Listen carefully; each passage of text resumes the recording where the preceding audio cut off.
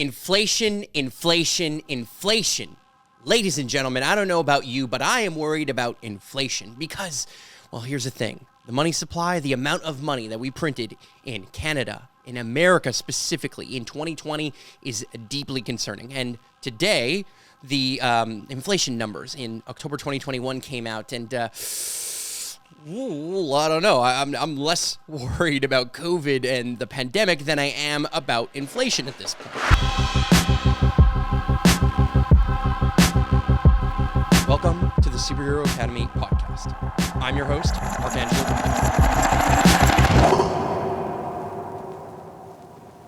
I want to dive in. I want to jump into the numbers and share a little bit about this. Now, why am I talking as a Canadian about inflation in America? Well, here's the truth. The Federal Reserve and the U.S. economy is the backbone. It's the reserve currency. It's the dollar that we all commonly speak about. So I don't need to go there as to why we're talking about that. But if inflation goes up in America, well, guess what? We buy stuff from America, and America buys stuff from us, right? They're the biggest consumer on the planet at the end of, ahead of China, which is obviously fast growing. But the truth is that the amount of money that we printed all around the world is inherently a problem. Now, why do I think it's a problem? And what can you do about it? So that's what I want to dive into today, because there's some very interesting, unorthodox, uncommon, interesting maybe investments that you can make that actually would hedge your bets and don't require you to have a shit ton of money so you can go buy real estate or do all those other things that rich people can do, which is great, right? I'm not saying just rich people. Many people own real estate, but it's, if you have $50,000 in the bank account, it doesn't mean you necessarily want to go buy a house. So what would you do with it, right? What would you do with some of that extra money so you don't get hit with the problems that come with inflation? With that said, inflation is really problematic when it comes to the fact that we have low interest rates because we had a pandemic, right? We had to print a ton of money, and we added 30% of every dollar ever printed was added in 2020 in the US. Let me say that again. 30% of every dollar ever in the history of dollars ever printed was printed in 2020. So let's jump over here to the screen. CNBC, very good for financial news. Politics aside, very good for financial news. U.S. consumer prices jump to 6.2% in October, the biggest inflation surge in more than 30 years. 30 years. Now, here's the other thing. Wholesale prices, which account for slightly, different variation of different way of calculating inflation, 8.6% in October. Now, that's scary. That's scary because that means that if your job, if what you do for a living isn't paying you another 6.2% from last year, you're losing money. Your money is worth less. Now, if you have assets, those assets are inflating too, right? We see the skyrocketing housing prices, particularly across Canada and America, particularly in certain markets, of course. We're seeing, though, other things start to go up. Gas prices, food prices. Right? Now, what about daycare and education prices?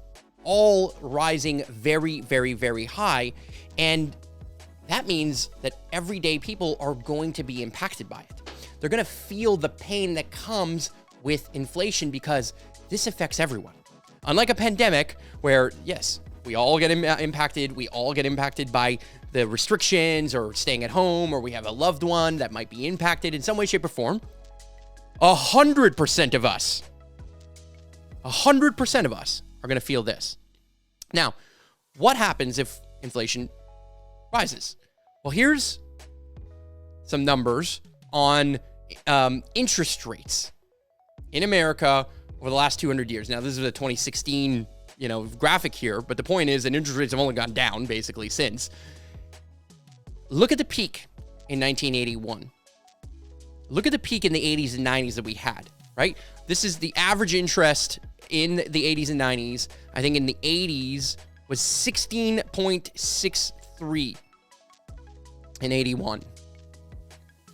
And then finished the decade at 10%. And then in the 90s, the average rate in 1990 was 10.13, and then it came down to just below 7. Okay, so what does this mean for you? Today, Interest rates are super low. Now, why are we worried about interest rates? Why are we worried about inflation? Well, if the federal rate is down, that means your loans, your line of credit, your car loans, your mortgage rate, cheaper, meaning you can afford more expensive houses. How many people bought houses during the pandemic? How many people took out loans to upgrade their home? How many people are trying to flip to stay relevant? How many people have second homes on their Airbnb? Right? So there's a lot of speculation in the market, a lot of people putting time and money and getting and remortgaging and refinancing. But if we have this much inflation, we're going to have to, there's only one thing we can do about it. We either stop printing money, which is starting now, right? We're talking about tapering, finally.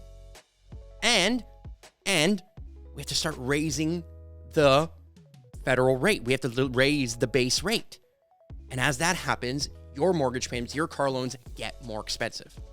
So what are you going to do about that, right? What are you going to do when the prices of everything are starting to skyrocket and things starts flying through? Now, maybe you'll go to the NFT market. Maybe they're like everyone else. NFT sales in Q3 rise to 10.7 billion in Q3. That is massive. I mean, how massive? It's a 1,785% explosion massive in 2021. This is a huge market. But maybe you're not one of those degen apes that's part of Wall Street bets, or maybe you're not part of the crowd that gives a shit about NFTs. Right? Maybe you know nothing about it. You're not in the Discord channel where you're going to figure out what one is going to be the hottest one and whether or not you're going to put in $1,000 and turn it into $100,000 tomorrow and be one of those crypto punks. Right? Maybe you just don't have access to that market. And so what do you do if you're an everyday person? What do you put your money into? Well, ladies and gentlemen, I'm a farmer. Of many of the things that I do and the stories that I tell, one of the things that I do on a regular basis, and literally I was actually doing it today, planting thousands and thousands of garlic in the ground this year. We planted over 50,000 garlic in the ground at Valhalla Farms on the South Shore of Montreal, where I farm, where I have a property and we're building a community and a bunch of other stuff. I'm not going to bore you. The price of garlic, yes, ladies and gentlemen, garlic. The price of garlic last year, your best bulbs, I could have sold for $2.50 a head. Now, that's Canadian dollars. It doesn't matter, okay? You can sell them as the equivalent US dollars in the US. $2.50 a head. This year, easily could go on and get $3, possibly even in certain cases, $3.50 a head. You're talking massive inflation, 20 to 40% inflation on the price of food. And I see that happening across the board. I know so many restaurant owners are saying the price we used to pay for oil, the price we used to pay for that we put in our fryers, the price of chicken is skyrocketing. Everything is skyrocketing, but not all the prices across the board have hit us yet. The inflation hasn't fully hit us yet. We haven't felt all of those effects yet. So what if we can combine two very interesting trends for you to be able to actually invest without necessarily having to show up on a farm, make a bunch of rows and plant a ton of garlic? And what if you can do that in a way that actually multiplies and you can build on the hype, but you can also be able to buy and sell whenever you want through the use and technology of NFTs and blockchain, in a sense. So here's what I propose. NFTs for garlic rows.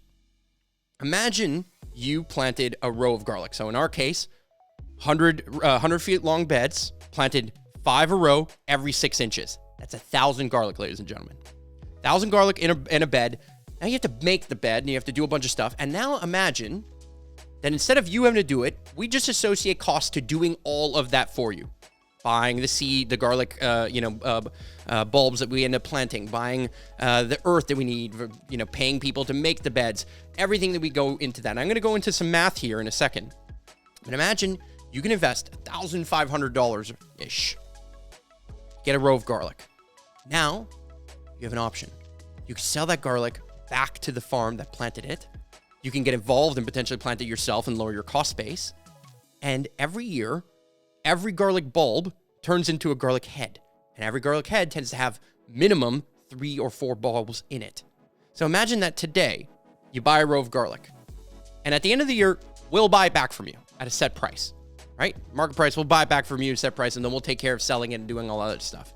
And we'll manage 100% of that for you. Now let's take that to the next step. You can get a direct return on that, and I'll show you the math. You get a direct return on doing something like that. But what if you also choose to replant in year 2 and replant again in year 3? So maybe from year 1, you have one row, pay $1,500 for 1,000 garlic. You sell to something, let's say $2. Just we'll guarantee buying it for you from $2. So you're going to get a pretty good return, right? Let's assume you have some loss in that garlic. All the math I'm going to show you here in a second. Point is, you can replant the garlic and choose to take that investment into the next year. Add a little bit more money for the labor, but now you have 3 rows. And if it's an NFT, imagine there's an art piece associated to that row of garlic. Imagine that you had the opportunity to take an NFT art piece, like a garlic head, and make it a mutant garlic head when there's a first generation garlic that's sold, let's say in 2022 as an NFT. But then when this gets replanted, it makes mutant garlics. And now you can sell that investment to anyone, and it has a guaranteed return. Guaranteed because the farm is going to guarantee that we are going to buy it back from you. Now, in the NFT world, that's pretty interesting. See, in the NFT world, the NFT is all about speculation. It's like, what's this worth? And it's worth what other people are willing to pay. But there's no floor to that NFT market. What I mean by that is like, it can go down to 0. It could be like a shit coin. There's a meme I posted today on my Instagram. I just go, bang, and it just crash, right? You go to 99% down all the way or 0. You hit the floor. But in garlic, in the real world, there is actual value. So there's a floor to that value. And if the price of garlic goes up and inflation skyrockets, no problem. Rise with it. As the price rises up, you rise with it. So let's get to the math. I mapped out here all the different inputs that we need to make, let's say, 30 garlic rows. Okay? So we're going to plant, we've already planted this year, 50. But my goal would be to plant double, right? So they always have one row in insurance for every other row that I would sell as an NFT. So this is what it costs to plant over 30 rows, right? Here are the total costs that I have to do. And then here's the total cost per row. Now you've got everything here involved. Tarps to cover the ground so we have no weeds, or black earth so we make the garden beds. The garlic itself, right? $1 per head, let's say, coming out to $1,000 that you only have to buy once if you multiply. Hay bales that you have to buy every year, bed prep, weeding, planting, picking, cleaning, storing, replanting, weighing and packing, tractor rentals, insurance, and some miscellaneous costs, okay? This all breaks down to a cost per row. Some labor cost per row, and then a cost per row. Now, that cost per row, $1,541. So let's say today you're interested in investing $1,541 in this, right? You now have, in this 1541, a revenue per row, assuming that you have 90% of the garlic comes out pretty good, and will guaranteed buy it back from you at $2 a head, right? So you've got 1,000 garlic that you planted, 900 come out at $2 a head, you're making 1,800. Now, I think you can get 92% pretty easily, and you get a 19% return in 1 year. I don't know about you, but what do you put your money into the stock market right now that's going to give you 19% return? Right? If you're worried about inflation, what are you going to do to keep up with the growth of all of these different things? What are you going to put your money in? Sure, you can gamble with NFTs. Sure, you can gamble on the Jets game. Sure, you can gamble on whatever it is. But this is a surefire thing.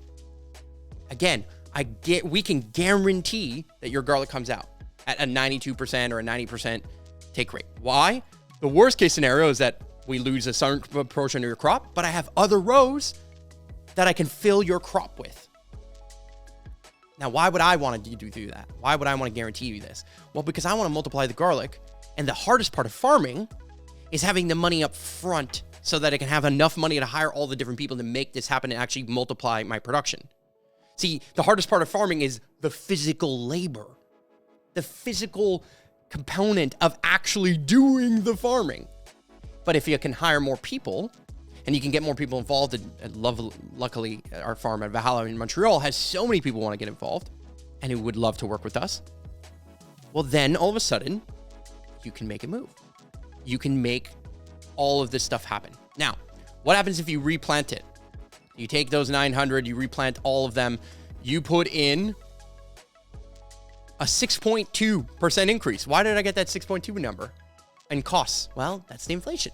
So let's say we inflate the costs at 6.2%. We also inflate the price that we buy it from you at 6.2%. But now you have 3 rows.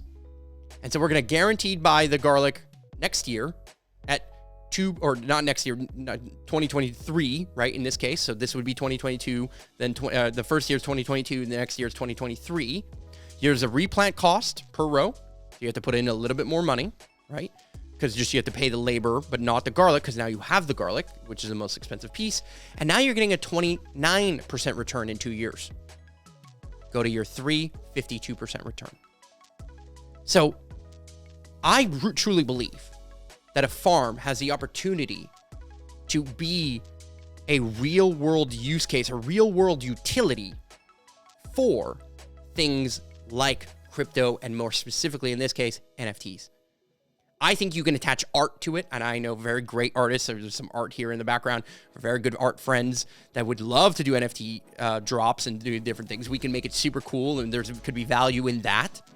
But the backbone is a physical product that is guaranteed both by the insurance, crop insurance, and by us not fucking up, because we're going to plant 2 rows for every row that we sell, therefore bringing in more labor, therefore growing our operation and making it even less risky.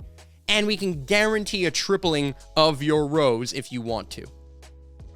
Knowing that we have so many different versions and outs.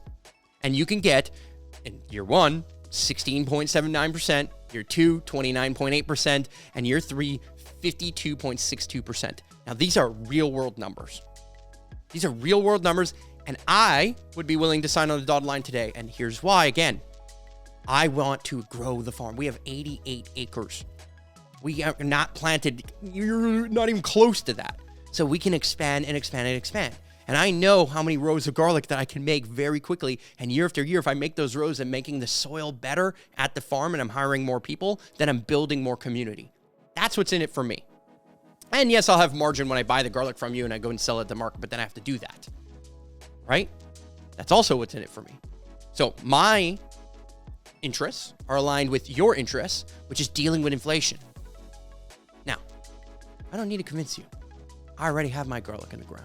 I already have my assets. I already have the things that are going to inflate for me. I already watched a 20 to 30% jump for me in garlic. And the question is, what are you going to do?